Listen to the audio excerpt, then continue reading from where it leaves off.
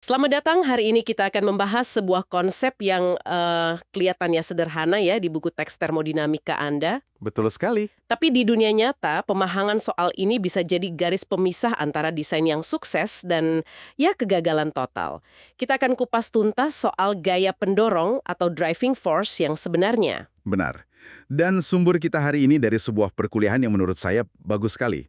Karena menyoroti jurang pemisah antara dunia ideal yang bersih di atas kertas dengan dunia nyata yang rumit di dalam reaktor industri. Nah, misi kita di sini, terutama untuk Anda para mahasiswa teknik kimia, adalah menjawab satu pertanyaan fundamental. Hmm, Saat Anda merancang sebuah proses, apa sih yang sebenarnya mendorong komponen A untuk bergerak atau bereaksi? Apa cukup cuma mengukur tekanannya saja?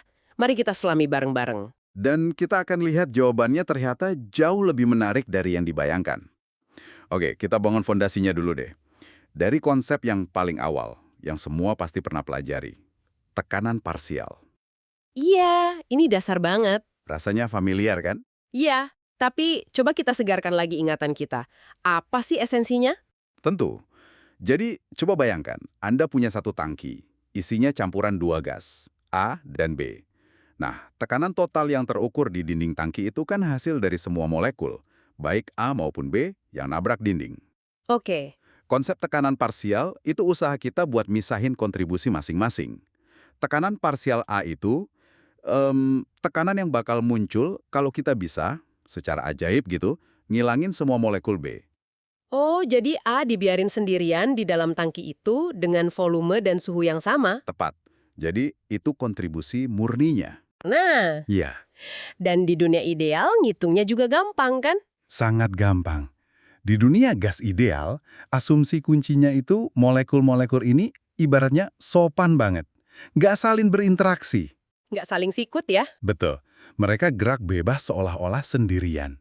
Makanya, menurut hukum gas ideal, tekanan parsial A, kita sebut PA, bisa dihitung simpel banget. Gimana tuh? Ambil aja proporsinya A di campuran itu, atau fraksi molnya, YA, terus kalikan dengan tekanan total, P. Jadi, PA sama dengan YA dikali P. Oke, jadi di dunia yang sempurna ini, dunia tanpa interaksi, tekanan parsial itu adalah ukuran yang valid untuk gaya pendorong. Cukup tahu komposisi sama tekanan total, beres. Yah, ini fondasi yang kita semua pelajari di awal. Nah, disinilah transisi dari mahasiswa jadi insinyur dimulai. Karena dunia nyata itu kan jarang sekali ideal dan sopan. Hmm, Apa yang sebenarnya terjadi ketika gas-gas ini nggak lagi berperilaku ideal? Kenapa asumsi tadi tiba-tiba runtuh? Asumsi itu runtuh karena di dunia nyata, apalagi di tekanan tinggi, molekul itu nggak bisa lagi cuek satu sama lain. Ruang gerak mereka jadi lebih sempit. Oke. Gini, bayangkan tekanan parsial itu kayak kecepatan lari Anda di lintasan atletik yang kosong. Anda bisa lari dengan potensi penuh. Iya, iya. Fugacity, konsep yang mau kita bahas, itu kecepatan lari Anda yang sebenarnya waktu mencoba ngelewatin kerumunan orang di stasiun pas jam sibuk. Analogi yang bagus sekali. Jadi molekul lain di sekitar itu kerumunannya. Betul. Mereka nggak diam aja. Ada yang mungkin narik, ada yang ngedorong, ada yang ngalangin jalan. Kehadiran mereka itu secara fundamental mengubah seberapa efektif Anda bisa maju. Tepat sekali. Ada gaya tarik-menarik, ada gaya tolak-menolak. Molekul A ngerasain kehadiran B, dan sebaliknya. Interaksi inilah, keramaian di stasiun tadilah, yang bikin tekanan parsial jadi ukuran yang nggak akurat lagi. Jadi dia cuma ngukur potensi di lintasan kosong, bukan kinerja di tengah keramaian. Persis. Kita butuh alat ukur baru yang bisa nangkap realita ini. Nah, alat ukur itulah yang namanya fugacity. Fugacity, oke ini kata kuncinya. Kalau tekanan parsial itu ukuran potensi, fugacity itu ukuran kinerja aktualnya. Betul. Terus gimana kita merepresentasikan keramaian ini dalam sebuah formula? Formulanya itu sengaja dibuat mirip sama tekanan parsial biar transisinya intuitif. Tapi ada satu tambahan variabel penting. Apa itu? Kan? VA dikali YA dikali P. Nah, di situ ada variabel baru, V. Ini pasti faktor keramaian yang kita bicarain tadi. Iya, bisa dibilang gitu. Apa nama teknisnya dan artinya apa? Nama teknisnya itu koefisien fugacity. Anggap aja ini faktor koreksi realita. Variabel inilah yang secara matematis menangkap semua efek non-ideal dari interaksi antar molekul tadi. Oke, kalau campuran kita ideal sempurna, lintasan lari yang benar-benar kosong, berarti kan nggak ada interaksi yang perlu dikoreksi. Nilai Fish bakal sama dengan 1. Dan fugacity-nya bakal sama persis dengan tekanan parsial. Tepat. Tapi di dunia nyata, nilainya jarang banget persis 1. Jadi V ini jembatan antara teori dan praktek ya. Kalau nilainya katakanlah 0,7, artinya gaya dorong efektif gas itu cuma 70% dari potensi idealnya. Benar, karena terganggu oleh molekul lain. Pertanyaan bagus nih. Apa V bisa lebih besar dari 1? Kalau bisa artinya apa? Pertanyaan yang sangat bagus. Iya, bisa, meskipun lebih jarang terjadi. Pada kondisi tertentu, interaksi tolak-menolak bisa jadi sangat dominan. Jadi malah kayak saling dorong keluar gitu. Betul, seolah-olah mendorong sebuah komponen keluar dari fasanya. Dalam kasus itu, V bisa lebih dari 1. Artinya, gaya dorong efektifnya justru lebih besar dari prediksi tekanan parsial. Menarik. Tapi untuk sebagian besar kasus industri, kita berurusan sama V yang lebih kecil dari 1. Interaksinya cenderung menahan. Ini masih agak abstrak ya. Mungkin kalau kita pakai angka, bedanya bakal lebih jelas. Di materi kuliah itu ada contoh kasusnya kan? Tentu, mari kita buat ini jadi sangat konkret. Bayangkan sebuah reaktor. Tekanan totalnya 2 atmosfer. Oke, 2 ATM. Di dalamnya ada campuran gas A, fraksi molnya 0,3 atau 30%, dan gas B, fraksi molnya 0,7, 70%. Oke, mari kita pakai 2 topi. Topi pertama, sebagai mahasiswa semester awal yang cuma tahu gas ideal. Gimana cara kita ngitung gaya pendorongnya? Dengan topi itu, kita pakai rumus tekanan parsial yang tadi. Sip!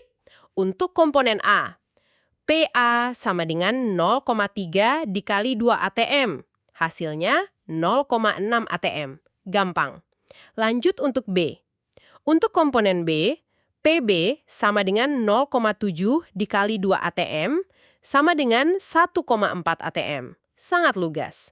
Oke, teman-teman, ingat angka ini ya. 0,6 untuk A dan 1,4 untuk B.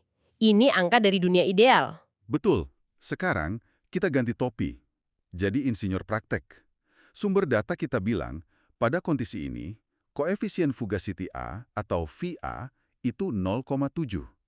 Dan untuk B, VB adalah 0,9. Nah, sekarang ayo kita hitung gaya pendorong yang sebenarnya. Sekarang kita pakai rumus fugacity yang ada faktor koreksinya. Untuk komponen A, FA sama dengan VA dikali YA dikali P. Jadi 0,7 dikali 0,3 dikali 2 ATM. Hasilnya 0,42 ATM. Oke, 0,42. Lalu untuk B, FB sama dengan VB dikali YB dikali P. Berarti 0,9 dikali 0,7 dikali 2 ATM. Hasilnya 1,26 ATM. Tunggu. Coba kita sandingkan angkanya deh. Untuk komponen A, asumsi ideal kita tadi kasih gaya dorong 0,6 ATM. Iya, 0,6. Tapi kenyataannya, gaya dorong efektifnya cuma 0,42 ATM. Wah, itu penurunannya hampir 30%. Nah, Saya nggak nyangka interaksi antar molekul bisa punya efek sebesar itu. Ini benar-benar mengubah cara pandang. inilah momen AHA yang harus dialami setiap mahasiswa teknik kimia. Selisih antara 0,6 dan 0,42 itu bukan sekedar angka di kertas ujian. Bukan cuma teori ya. Bukan. Di industri, selisih itu bisa berarti jutaan dolar. Bayangkan Anda mendesain reaktor di mana A harus bereaksi. Anda hitung semuanya, ukuran reaktor, laju alir, kebutuhan panas, berdasarkan gaya dorong A sebesar 0,6 ATM. Tapi di lapangan mesin pendorongnya cuma punya kekuatan 0,42 ATM. Desain Anda pasti akan gagal. Pasti. Kalau itu reaktor, konversi nggak akan tercapai. Kalau menara pemisahan, produknya nggak akan semurni yang dijanjikan. Kayak kita ngira mobil kita punya 200 tenaga kuda, padahal kenyataannya cuma 140. Persis. Performanya pasti jauh di bawah ekspektasi. Konsekuensinya sangat nyata. Nanti Anda lihat temperatur reaktor nggak naik seperti seharusnya. Wah, bahaya itu. Produk samping yang nggak diinginkan mulai terbentuk. Dan akhirnya, manajer pabrik datang ke meja Anda nanya, kenapa kita nggak capai target produksi mingguan? Itulah konsekuensi nyata dari selisih 0,18 atm itu. Pernah ada kejadian nyata seperti ini yang Anda temui langsung, sebuah cerita yang bisa bikin konsep ini benar-benar nempel? Oh, tentu. Saya pernah menangani kasus di sebuah pabrik pengolahan gas alam. Tim insinyur muda di sana mendesain sebuah separator. Alat buat misahin gas ya? Betul, mereka pakai perhitungan tekanan parsial sederhana. Mereka abai dengan koefisien fugacity komponen-komponen berat di gas itu. Lalu apa akibatnya? Mereka salah prediksi seberapa banyak cairan yang akan terbentuk. Separator yang mereka pasang ukurannya kekecilan. Waduh, Di hari pertama operasi, separatornya kebanjiran cairan, memicu alarm tekanan tinggi, dan mereka harus melakukan shutdown darurat seluruh pabrik. wow. Itu pelajaran yang sangat mahal tentang pentingnya termodinamika dunia nyata. Itu benar-benar menempatkan segalanya dalam perspektif.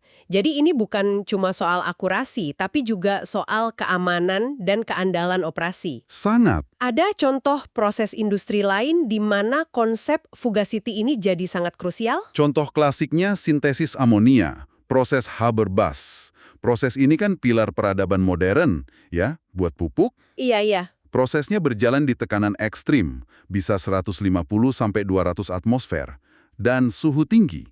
Di kondisi seperti ini, gas nitrogen dan hidrogen itu sangat jauh dari perilaku ideal. Pada tekanan setinggi itu, kerumunan molekul di stasiun tadi pasti sudah sangat padat dan saling berdesakan. Tepat.